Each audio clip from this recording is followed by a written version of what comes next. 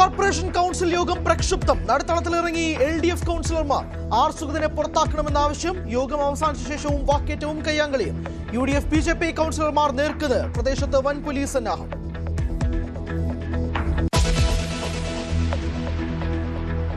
സംസ്ഥാനത്ത് മഴ കനക്കുന്നു. ഇന്ന് 3 ജില്ലകളിൽ അതിശക്തമായ മഴ. കോഴിക്കോട്, കണ്ണൂർ, കാസർഗോഡ് ജില്ലകളിൽ ഓറഞ്ച് അലർട്ട്. നാളെ മഴ മുന്നറിയിപ്പ് 9 ജില്ലകളിൽ.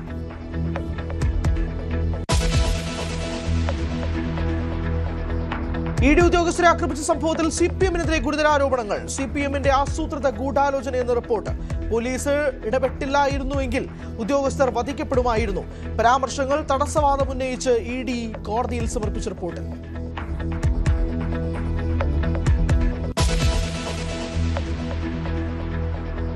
PM ശ്രീയിൽ ഇടത് സർക്കാരിനെ തള്ളാതെ വിദ്യാഭ്യാസ മന്ത്രി.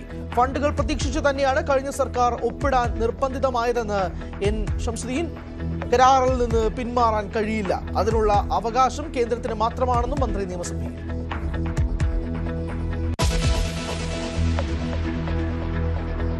ഊരാളുങ്കൽ ലേബർ സൊസൈറ്റിക്ക് UDF സർക്കാരിന്റെ ക്ലീൻ ചിറ്റ്. ക്രമവിരുദ്ധമായി പദ്ധതികൾ ഊരാളുങ്കലിന് നൽകിയിട്ടില്ലെന്ന് പൊതുമരാമത്ത് മന്ത്രി PK ബഷീർ. ഊരാളുങ്കൽ ഗുണനിലവാരം കർശനമായി പാലിക്കുന്നു. പരാതി ലഭിച്ചാൽ അന്വേഷിക്കുമെന്നും മന്ത്രി.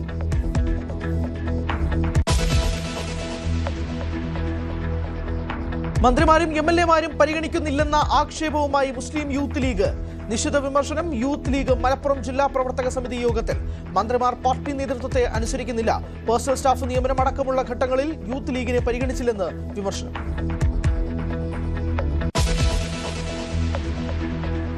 ശബരിമല സ്വർണ്ണ കവർച്ചാ കേസിൽ അന്വേഷണ പുരോഗതി ഹൈക്കോടതിയെ അറിയിച്ച SIT. അന്വേഷണ ഉദ്യോഗസ്ഥൻ S ശശിധരൻ കോടതിയിൽ നേരിട്ട് ഹാജരായി. സ്വമേധയാ സ്വീകരിച്ച ഹർജിയിൽ ഇടക്കാല ഉത്തരവ് വൈകാതെ.